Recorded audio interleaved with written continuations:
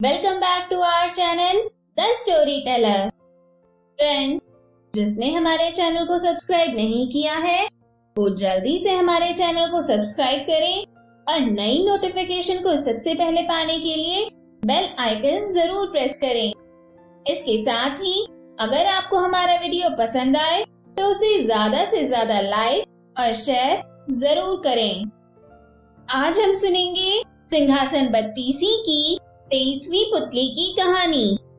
राजा भोज ने हार स्वीकार न करते हुए सिंहासन बत्तीसी पर बैठने का अगला प्रयास 23वें दिन किया और वह उसी उत्साह के साथ सिंहासन बत्तीसी पर बैठने के लिए आगे बढ़े ही थे कि तभी सिंहासन बत्तीसी से धर्मवती नाम की 23वीं पुतली प्रकट हुई और उसने राजा भोज को रोकते हुए कहा, हे राजन, पहले मेरी कथा तो सुन लीजिए। और इसके बाद धर्मवती ने राजा भोज को कथा सुनाते हुए बताया कि एक बार राजा विक्रमादित्य दरबार में बैठे थे और दरबारियों से बातचीत कर रहे थे।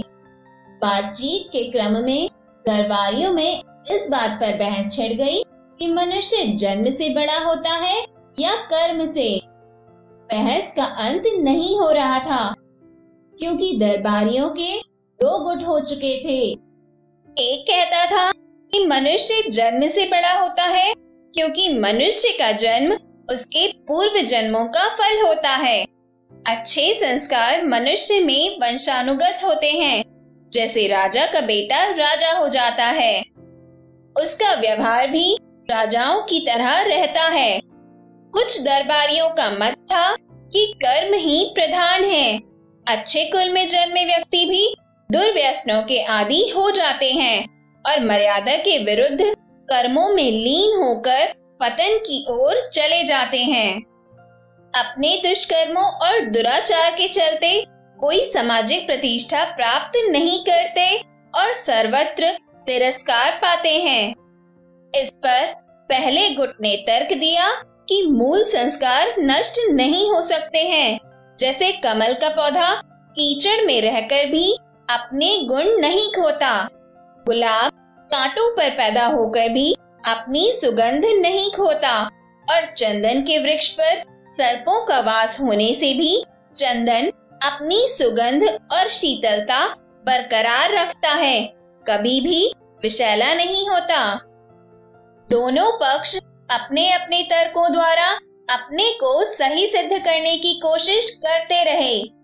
कोई भी अपना विचार बदलने को राजी नहीं था। विक्रम चुपचाप उनकी बहस का मजा ले रहे थे। जब उनकी बहस बहुत आगे बढ़ गई तो राजा ने उन्हें शांत रहने का आदेश दिया और कहा कि वे प्रत्यक्ष उदाहरण द्वारा निर्णय करेंगे। उन्होंने आदेश दिया कि जंगल से एक सिंह का बच्चा पकड़ कर लाया जाए। तुरंत कुछ शिकारी जंगल गए और एक सिंह का नवजात शावक उठाकर ले आए। उन्होंने एक गडेरिये को बुलाया और उस नवजात शावक को बकरी के बच्चों के साथ साथ पालने को कहा। गडेरिये की समझ में कुछ नहीं आया, लेकिन राजा का आदेश मानकर वह शावक को ले गया। शावक की परवरिश बकरी के बच्चों के साथ होने लगी। वह भी भूख मिटाने के लिए बकरियों का दूध पीने लगा। जब बकरी के बच्चे बड़े हुए तो घास और पत्तियां चरने लगे। शावक भी पत्तियां बड़े चाव से खाता। कुछ और बड़ा होने पर दूध तो वह पीता रहा, मगर घास और पत्तियां चाहकर भी नहीं खा पाता।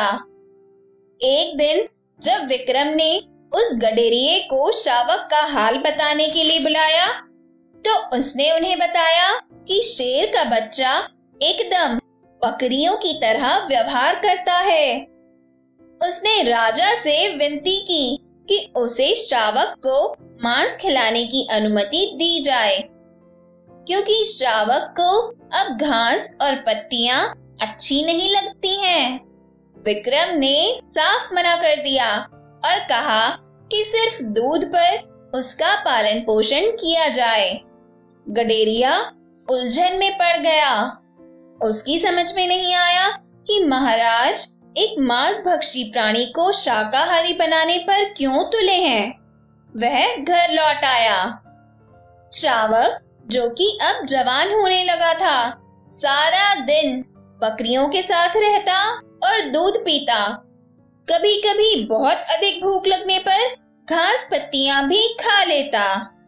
अन्य बकरियों की तरह जब शाम में उसे दड़बे की तरफ हाँका जाता तो चुपचाप सर झुकाए बढ़ जाता और बंद होने पर कोई प्रतिरोध नहीं करता। एक दिन जब वह अन्य बकरियों के साथ चल रहा था तो पिंजरे में बंद एक सिंह को लाया गया। सिंह को देखते ही सारी बकरियां डर कर भागने लगी तो वह भी उनके साथ दुम दबाकर भाग गया। उसके बाद राजा ने गडेरिये को उसे स्वतंत्र रूप से रखने को कहा। भूख लगने पर उसने खरगोश का शिकार किया और अपनी भूख मिटाई। कुछ दिन स्वतंत्र रूप से रहने पर वह छोटे छोटे जानवरों को मारकर खाने लगा, लेकिन गडेरिये के कहने पर पिंजरे में शांतिपूर्वक बंद हो जाता। कुछ दिनों बाद उसका बकरियों की तरह भीरू स्वभाव जाता रहा। एक दिन जब फिर से उसी शेर को उसके सामने लाया गया तो वह डर कर नहीं भागा। शेर की दहाड़ उसने सुनी तो वह भी पूरे स्वर से दहाड़ा। राजा अपने दरबारियों के साथ सब कुछ गौर से देख रहे थे।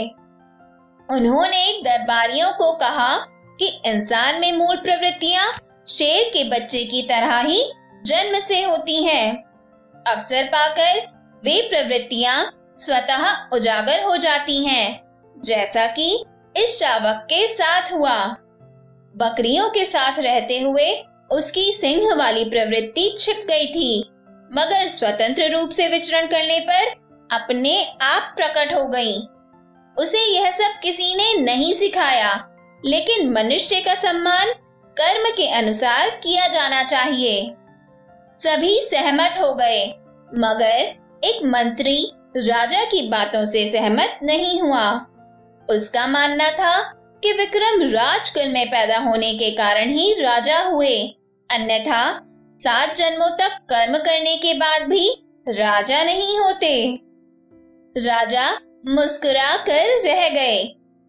समय बीतता रहा।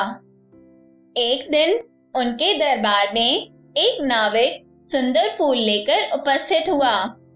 फूल सचमुच विलक्षण था और लोगों ने पहली बार इतना सुंदर लाल फूल देखा था। राजा ने 2 लोगों को फूल के उद्गम स्थल का पता लगाने के लिए भेज दिया। वे दोनों उस दिशा में नाव से बढ़ते गए जिधर से फूल बहकर आया था। नदी की धारा कहीं अत्यधिक संकरी और तीव्र हो जाती थी तो कहीं चट्टानों के ऊपर से बहती थी। काफी दुर्गम रास्ता था। बहते बहते नाव उस जगह पहुंची जहां किनारे पर एक अद्भुत दृश्य था। एक बड़े पेड़ पर एक योगी उल्टा लटका हुआ था और वह जंजीरों से जकड़ा हुआ था। जंजीरों की रगड़ से उसके शरीर पर कई गहरे घाव बन गए थे। उन घावों से रक्त टपक रहा था जो नदी में गिरते ही रक्त वर्ण पुष्पों में बदल जाता था। कुछ दूरी पर ही कुछ साधु बैठे तपस्या में लीन थे। जब वे कुछ और फूल लेकर दरबार में वापस लौटे तो मंत्री ने राजा को सब कुछ बताया। तब विक्रम ने उसे समझाया कि उस उल्टे लटके योगी को राजा समझो और अन्य साधना रत सन्यासी उसके दरबारी हुए। पूर्व जन्म का यह कर्म उन्हें राजा या दरबारी बनाता है। अब मंत्री को राजा की बात समझ में आ गई। उसने मान लिया कि पूर्व जन्म के कर्म के फल के रूप में ही किसी को राजगद्दी मिलती है। इसके बाद सिंहासन बत्तीसी की 23वीं पुतली धर्मवती ने राजा भोज की ओर देखकर उनसे कहा, हे राजन, ऐसे थे हमारे महाराजा विक्रमादित्य, अत्यंत ही बुद्धिमान और विलक्षण प्रतिभा के धनी।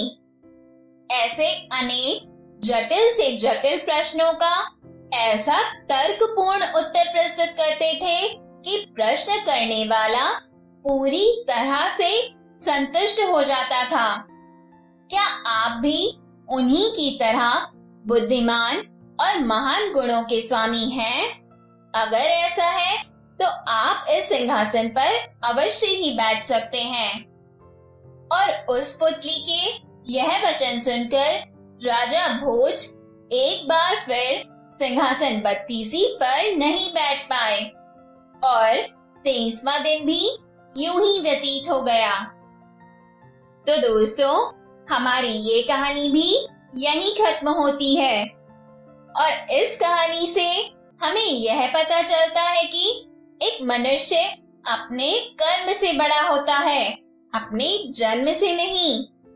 एक राजा भी तब तक महान नहीं कहलाता जब तक उसके कर्म श्रेष्ठ नहीं हो, और अपने कर्मों के बल पे ही एक सन्यासी भी राजा से अधिक महान और गुणवान होता है। तो फ्रेंड्स, अब बारी है मेरी छोटी सी सलाह की।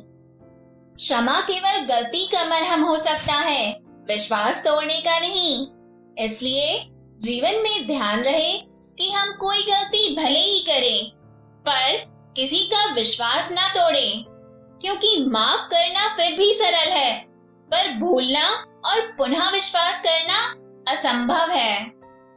तो दोस्तों, जीवन की इस अमूल्य सलाह को हमेशा ध्यान में रखिएगा और मेरे साथ एंजॉय करते रहिएगा मेरी इंटरेस्टिंग ऑडियो टेल्स। हम आप सबसे फिर मिलेंगे नेक्स्ट वीडियो में सिंहासन बत्तीसी की एक और कहानी के साथ।